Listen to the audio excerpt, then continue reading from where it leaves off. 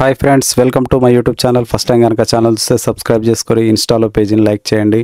So ఈ యొక్క వీడియోలో నేను చెర్లపల్లి నుంచి కాకినాడకు మేము ఎలా వెళ్ళాము అనేటువంటిది నేను వివరిస్తాను. సో ఫస్ట్ మీకు వచ్చినటువంటి వీడియో అయితే ఏదైతే ఉంటుందో ఫస్ట్ ప్లే అయినటువంటిది ఈ చెర్లపల్లి నుంచి స్టార్ట్ అయ్యి ఇది ఎన్ని స్టేషన్స్ని రీచ్ అవుతుంది అంటే చెప్పేసి అందులో ఉంటుంది. సో ఫస్ట్ మనం నల్గొండ టచ్ అవుతాం, తర్వాత అక్కడి నుంచి మిర్యాలగూడ, తర్వాత అక్కడి నుంచి ఇలా రాజమండ్రి, తర్వాత ఈ యొక్క ప్లేసెస్ అనేది మనం కవర్ చేస్తూ కాకినాడ అనేది వెళ్ళడం జరుగుతుంది. సో ఇదే మా ట్రైన్. సో పూర్తి వీడియో అనేది వస్తుంది, చివరి వరకు చూడండి.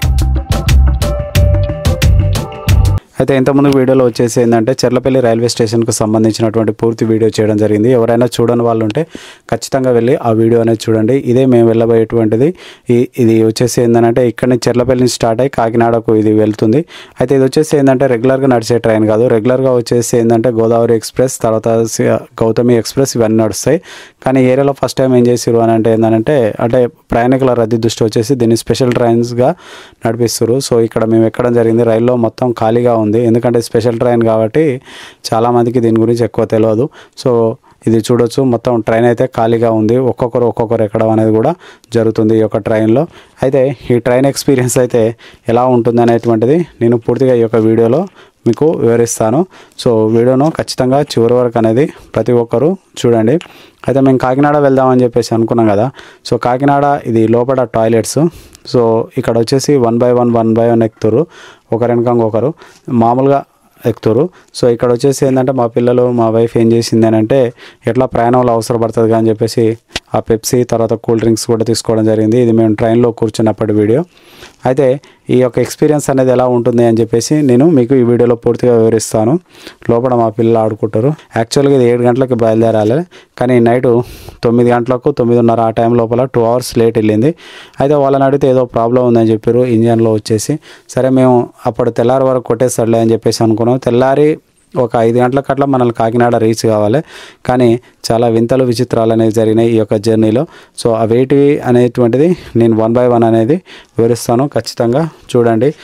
స్పెషల్ ట్రైన్స్లో మాత్రం ఫ్యూచర్లో ఎవరైనా వెళ్ళాలనుకుంటే ఒకసారి ఆలోచించి వెళ్ళండి. ఎందుకు అని అంటే ఏంటంటే అవి కరెక్ట్ టైంకి పోవు.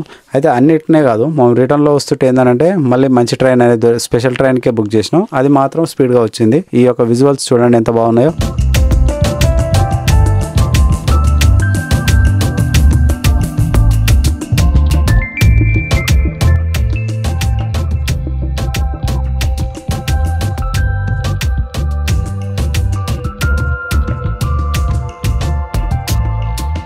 అయితే ఇది నేను ట్రైన్ లోపల కూర్చోవడం జరిగింది. అయితే మేము అనుకున్న షెడ్యూల్ ప్రకారం మార్నింగ్ 5కి దించాలి, కానీ ట్రైన్ లేట్ అవుతుందని చెప్పేసి ఇవన్నీ కోనసీమ గోదావరి ఆ చుట్టుపక్కల ప్రాంతాల్లో ఉన్నటువంటి అందాలు చాలా అంటే చాలా బాగున్నాయి. అంటే ట్రైన్ లేట్ అయింది అనేటువంటి ఫీలింగ్ అనేది కాకుండా ఈ యొక్క నేచర్ని కనుక చూస్తే మాకు చాలా అంటే చాలా ఆనందంగా అనిపించింది. తాడేపల్లి కూడా ఇదే ఎప్పుడో అర్ధరాత్రి ఇది ట్రైన్ రీచ్ కావాలి, బట్ అన్ఫార్చునేట్లీ వచ్చేసి తెల్లవారుజామున ఇది రావడం జరిగింది. తాడేపల్లిగూడెం అంటే నేను ఎప్పుడు వచ్చేసి ఏంటంటే మన గరికపాటి నరసింహారావు వచ్చేసి ఏంటంటే ప్రవచనకర్త, వారికి సంబంధించినటువంటి ఊరు ఇది. తాడేపల్లిగూడానికి సంబంధించింది. సో ఒకసారి చూడండి.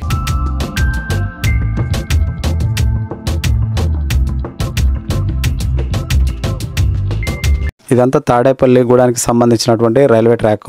సో మేము ఇక్కడి నుంచి బయలుదేరడం అనేది కూడా జరిగింది. అయితే మధ్యలో వచ్చేసి ఇక్కడ ఆంధ్రాలో మేము గమనించింది ఏంటంటే రొయ్యల చెరువులు చాలా ఎక్కువ ఉన్నాయి. వీళ్ళే ఒక పొలంలో వచ్చేసి ఒక చిన్న నీటి కుంట దాంట్లో తవ్వడం, ఇలా మాట సందర్భంగా వచ్చేసి ట్రైన్ అనేది రాజమండ్రికి రీచ్ కావడం జరిగింది. సో రాజమండ్రి బ్రిడ్జ్ మీద రైలు పోతుంటే అదొక మంచి అద్భుతమైనటువంటి అనుభూతి. ఖచ్చితంగా మీరు ఒకసారి ఎక్స్పీరియన్స్ అనేది చేయండి.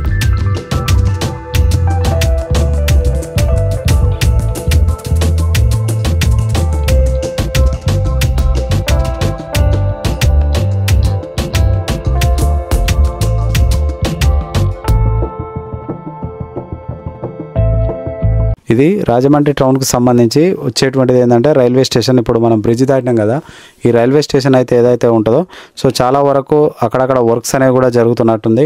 అయితే నాకు ఎప్పటి నుంచో ఒక కోరిక అనేది ఉంది రాజమండ్రికి రావాలని చెప్పేసి. యాక్చువల్లీ నేను ప్లానింగ్లో నేను ఏమనుకున్నానంటే మనం కాకినాడ వెళ్ళి కాకినాడ నుంచి రాజమండ్రి రీచ్ అయ్యి అక్కడ నైట్ స్టే చేసి మళ్ళీ అక్కడి నుంచి హైదరాబాద్ వెళ్దాం అనుకున్నాం. బట్ అన్ఫార్చునేట్లీ వచ్చేసి ఏంటంటే ఆ ప్లానింగ్ అనేది మిస్ కావడం జరిగింది. సో ఇది రాజమండ్రికి సంబంధించింది. ఎందుకంటే మేము కరెక్ట్ ఒక మార్నింగ్ టైంలో దించేస్తాడని మేము అనుకున్నాం. కాకపోతే ఏమైపోయిందంటే మా టైం అనేది మిస్యూజ్ అయిపోయింది. సో అలా మిస్ అయిపోయింది. ఇదంతా రాజమండ్రికి సంబంధించింది. సో కాబట్టి ఎవరైతే కొత్తగా ఈ కాకినాడ కానీ ఎక్కడైతే వెళ్తారో స్పెషల్ ట్రైన్స్ విషయంలో కొంచెం జాగ్రత్తగా ఆలోచించండి. ఎందుకంటే ఇవి రెగ్యులర్ ట్రైన్స్ కావు.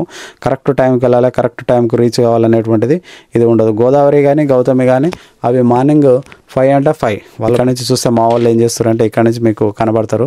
సో రాజమండ్రి రావాలనుకున్నా కానీ రైల్వే స్టేషన్కి అయితే వచ్చిన. సో కొత్తగా వచ్చేటువంటి వాళ్ళు ఎవరైతే ఉంటారో సో ప్రతి ఒక్కటి ఎక్స్పీరియన్స్ అనేది చేయండి. ఆంధ్ర ట్రిప్ అనేది మిమ్మల్ని ఎప్పుడు కూడా డిసప్పాయింట్ అనేది చేయదు. ఇక్కడ నుంచి ట్రైన్ అనేది రైల్వే స్టేషన్ అనేది క్రాస్ అయిపోయి ఇక్కడ నుంచి సామర్లకోట తర్వాత కొన్ని స్టేషన్స్ అనేది రీచ్ అవుతుంది. అక్కడి నుంచి కాకినాడ అనేది కూడా వెళ్ళడం జరుగుతుంది. ఇదే రాజమండ్రి లాస్ట్ ఎండింగ్ పాయింట్.